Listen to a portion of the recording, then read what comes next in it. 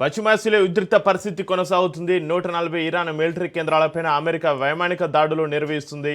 Iran missile centres, radar వ్యవస్థలే టార్గెట్గా అమెరికా దూసుకెళ్తుంది, దాడులు చేస్తుంది. ఇక ఇరాన్లోని ఫరూర్ దీవిపైన అమెరికా వైమానిక దాడులు నిర్వహిస్తుంది. దాడిలో ఇరాన్ టెలికమ్యూనికేషన్స్ అధికారి మృతి చెందగా ఇద్దరికి గాయాలయ్యాయి. بندر عباس یا اول پس دوباره جنگ شروع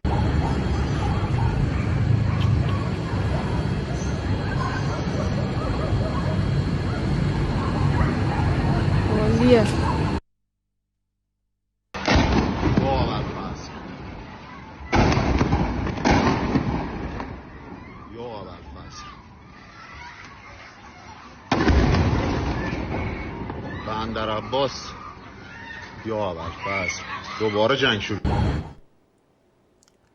బ్రేకింగ్ న్యూస్ చూస్తున్నాం. పశ్చిమాసియాలో ఉద్రిక్త పరిస్థితి కొనసాగుతుంది. 140 ఇరాన్ మిలిటరీ కేంద్రాలపైన అమెరికా వైమానిక దాడులు చేస్తుంది.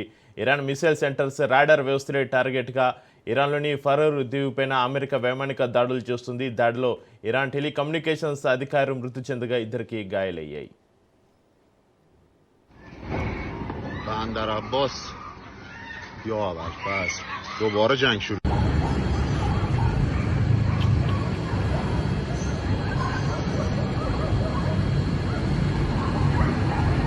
عالیه.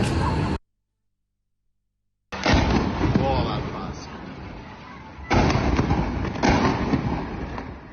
یا اول پس بندر عباس یا اول پس دوباره جنگ شروع